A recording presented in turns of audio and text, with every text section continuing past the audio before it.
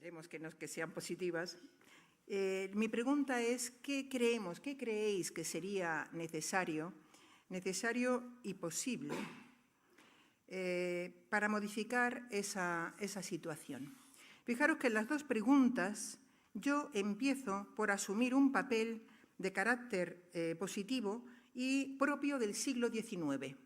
En el siglo XIX, cuando se inventa la protección del patrimonio cultural, y de hecho se inventa el patrimonio cultural a finales del siglo XIX, como sabéis, esto es un constructo occidental que se desarrolla a lo largo del siglo XX y que ahora en el XXI no sabe qué hacer, si continuar igual que en el siglo XX, que no estábamos tan mal, ¿no? Pero ahora nos encontramos con cosas nuevas. Ahora nos ponen bombas. No habíamos contado con eso. ¿Cómo es posible que no hayamos contado con eso? ¿De qué estamos hablando? Bien, pues ahora, en el momento actual, el problema es que no sabemos muy bien si seguir repitiendo las frases que hemos, adornado e inventado en el siglo XX, y la palabra fundamental del siglo XX por lo que respecta a la gestión del patrimonio cultural, ya sabéis cuál es. Esta mañana se ha repetido hasta la saciedad. Se llama conservación. Conservación y conservación.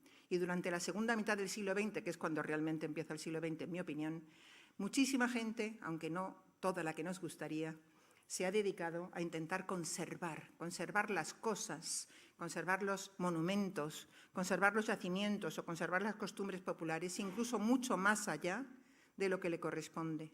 Tenéis que recordar que toda la obra humana, el patrimonio cultural es obra humana, nace, vive y luego muere. Y que es inútil que tanto las personas, los seres vivos, como los no vivos, como puede ser un monumento, inútil que intentemos que viva mucho más allá de lo que le corresponde. A lo mejor lo conseguimos 100 años más, pero ¿qué son 100 años? Cuando el monumento o el yacimiento tiene, por ejemplo, 4.000. La palabra conservación en el siglo XXI va a ser sustituida por otra. No os puedo decir todavía cuál es y probablemente yo no lo veré. Pero tenéis que enfrentaros las nuevas generaciones a un cambio y ese cambio está muy matizado por la actitud de la sociedad frente a este tema. ¿Qué hemos hecho en España concretamente durante la segunda mitad del siglo XX y sobre todo al final del siglo?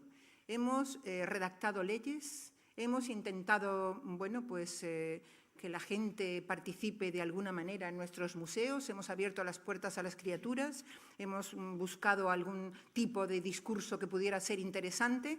¿Y qué hemos conseguido? Respecto al patrimonio arqueológico urbano, que es el que nos interesa, hemos conseguido muchísimos basureros. Los hay en Mérida, los hay en Cartagena, los hay en Valencia, los hay en muchos lugares. Tienen una característica muy especial. Estos basureros arqueológicos, también llamados floreros arqueológicos, han sido carísimos.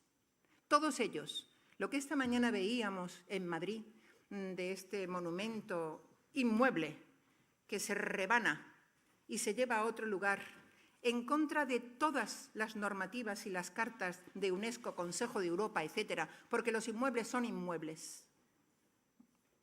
Y se coloca detrás de una vitrina,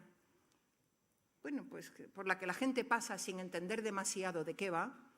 Eso que hemos visto le ha costado a la gente, porque eso está pagado con nuestros impuestos, una enorme cantidad de dinero.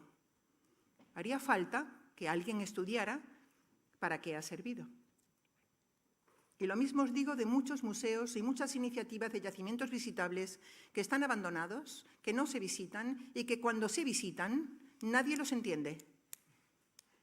Porque, eso sí, se ve muy bien de qué tamaño eran las habitaciones y cuántas piedras talladas aparecieron, pero ni una sola palabra sobre lo que a la gente le interesa, que es la sociedad. Cómo vivían, de qué murieron, cómo se relacionaban, qué dioses o diosas tenían, quién mandaba.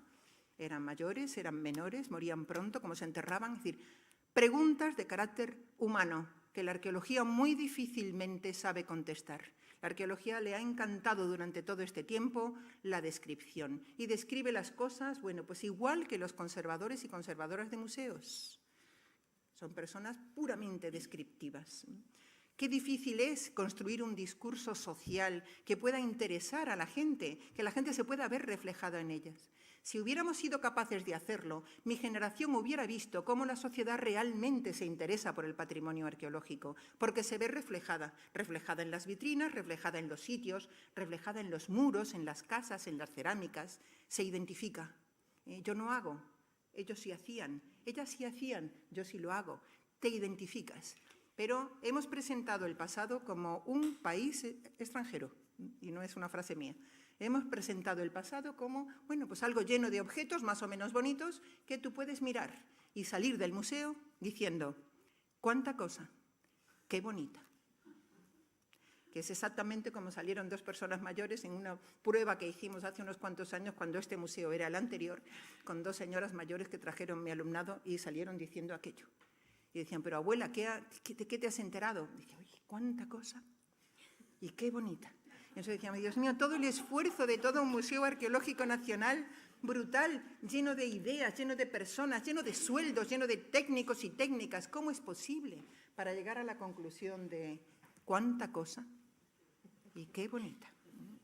No hemos sabido acercarnos a la sociedad y ahora estamos pagando un poco esa situación. Hay muchas cosas que tenemos que cambiar, sin duda ninguna, pero yo os puedo garantizar que la arqueología urbana, tal y como se ha vivido hasta ahora, que significa destruir los yacimientos porque se van a construir las cosas, como hemos visto esta mañana, por ejemplo, en la Comunidad de Madrid, sin ningún tipo de proyecto de investigación por detrás, y a la que salta, hoy toca una cañería de la edad del siglo XVII, mañana un enterramiento de la edad del bronce, y a lo que sea, ¿quién manda en la arqueología de nuestra ciudad?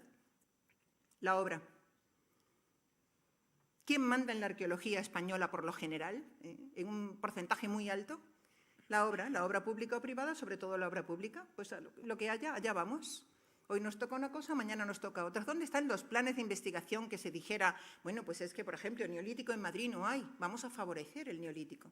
A partir de 2007, y fundamentalmente Alicia Castillo, Belén Martínez Díaz y yo, hemos estado publicando un modelo que pretende, bueno, pues de arqueología, que pretende subsanar de alguna manera esta carencia. Le llamamos la arqueología preventiva, últimamente ya incluso la llamamos la arqueología de planeamiento, porque se basa fundamentalmente en el planeamiento, pero hemos tenido éxito, bueno, pues muy escaso.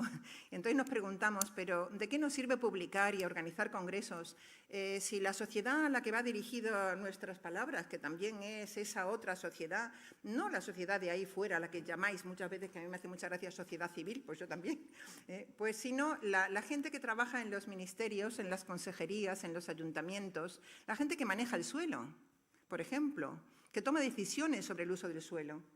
Toda esa gente tiene que saber que la arqueología, en algunos casos, y solo en algunos casos y no en todos, merece la pena ser declarada zona de reserva y no ser tocada y ser colocada ahí para el futuro, para que generaciones del futuro puedan excavar, puedan investigar con otras técnicas, con otros planteamientos teóricos, con otra metodología.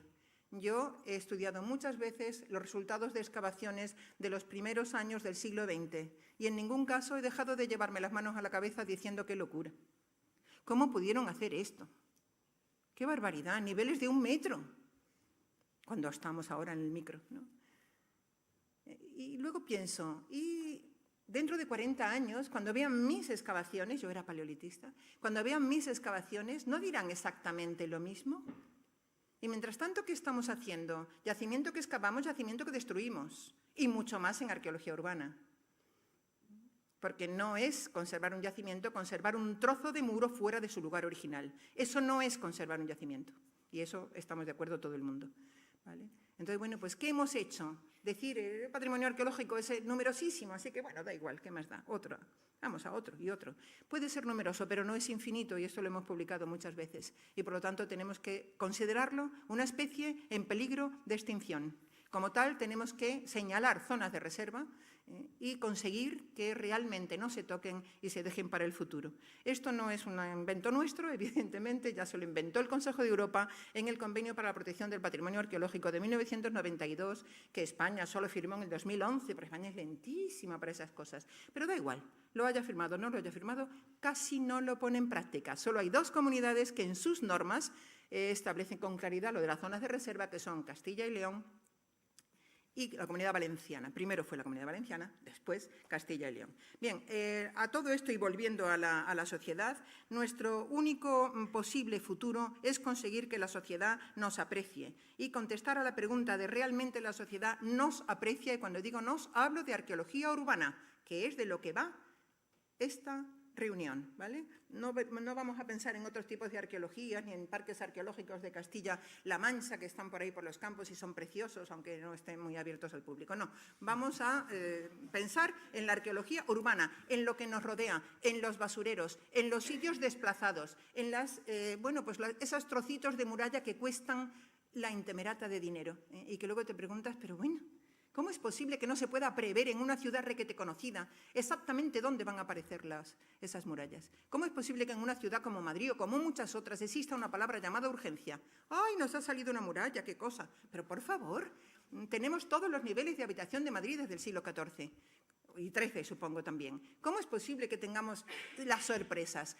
Con una buena arqueología preventiva no hay lugar para las sorpresas. Y si ahora, que estamos en 2017, volvemos a oír hablar de urgencias y de sorpresas, no tenemos más remedio que asumir que hemos gestionado muy mal nuestro patrimonio arqueológico. Por lo que respecta a la sociedad, ni os cuento, lo hemos gestionado realmente muy mal. Y yo no tengo más remedio que deciros, bueno, tal vez tenga una actitud negativa, pero nos queda mucho por hacer. Y la primera cosa, y con esto termino, es confesarnos a nosotras mismas, preguntarnos y luego confesarnos. Cuando decimos que el patrimonio arqueológico es importante, ¿para quién es importante? Esa terrible palabra. Es muy importante. ¿Importante? ¿Importante para quién? ¿En qué casos es realmente importante? Cuando, bueno, se mueve la política, y hay muchos casos en España que el texto, la cosa arqueológica ha sido convertida en arma política arrojadiza, o cuando se mueve el dinero del turismo. Toda esa cosa que decimos de nuestro pasado, la herencia, etcétera, etcétera. La mayoría de la gente del común, y somos gente del común, aunque, claro, como estamos aquí, no pensamos lo mismo, pensamos que son cosas viejas del pasado, que lo realmente importante es lo moderno y que lo realmente importante es el futuro y no el pasado.